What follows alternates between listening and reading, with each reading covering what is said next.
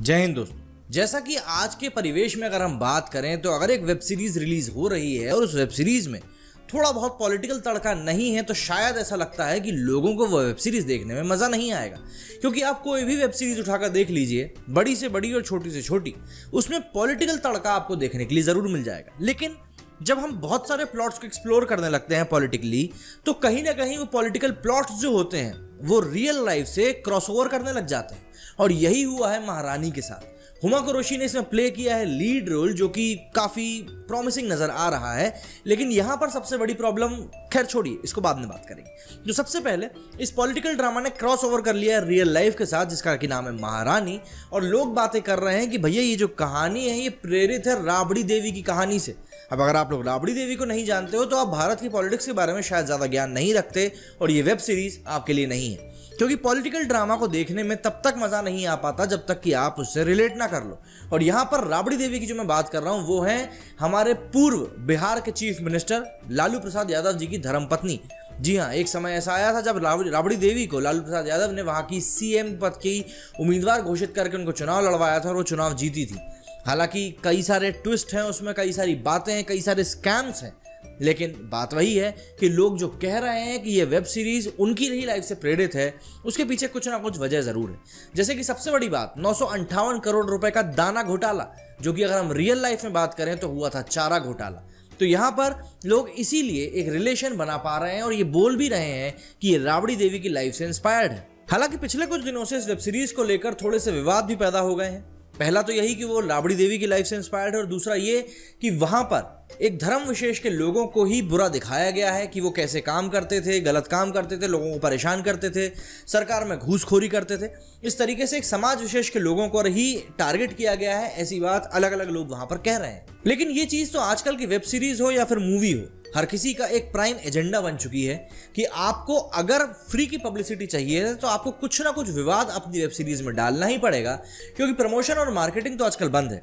ऐसे में अगर आप कुछ नेगेटिव चीज डाल दो और उसका अगर वर्ड ऑफ माउथ पब्लिसिटी होने लगे, मतलब वो पब्लिसिटी नहीं होती बट हाँ नेगेटिवली अगर उस चीज की बात होने लगे, तो आपकी चीज मार्केट में जरूर आ जाएगी। अब बात करें हुमा कुरैशी की एक्टिंग की, तो देखिए इस वेब सीरीज में जितने भी एक्टर्स मौजूद हैं उन सभी की एक्टिंग बहुत अच्छी है।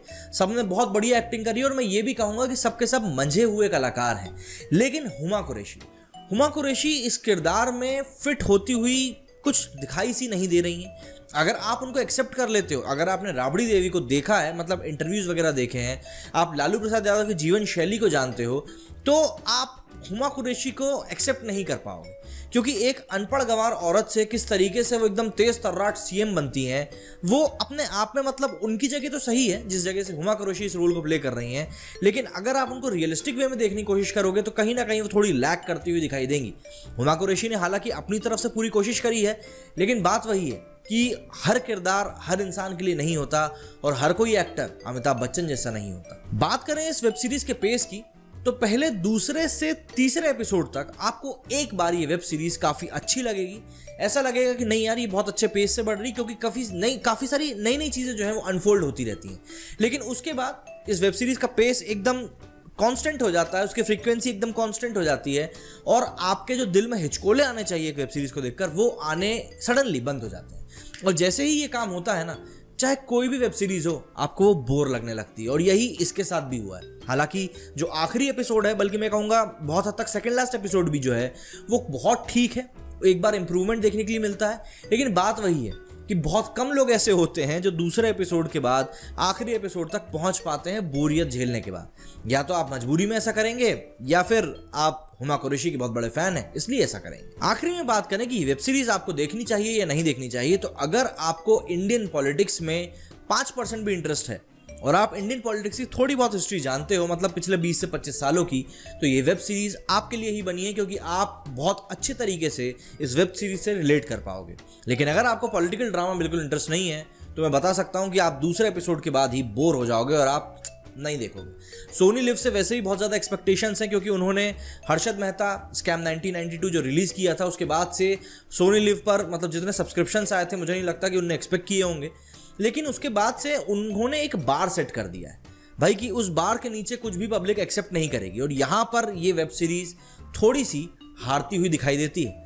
तो अगर आपको पॉलिटिक्स में इंटरेस्ट है तो ये शो आपके लिए, लेकिन अगर आपको पॉलिटिक्स में इंटरेस्ट नहीं है तो ये शो थोड़ा बहुत आपको बोर कर सकता है। आपको मेरा रिव्यू कैसा लगा मुझे कमेंट करके ज़रूर बताइएगा, और अगर आप चाहते हैं कि मैं किसी ऐसे टॉपिक के ऊपर रिव्यू बनाऊं जो कि आप चाहते हैं तो उसे भी कमेंट से मेंशन करिए।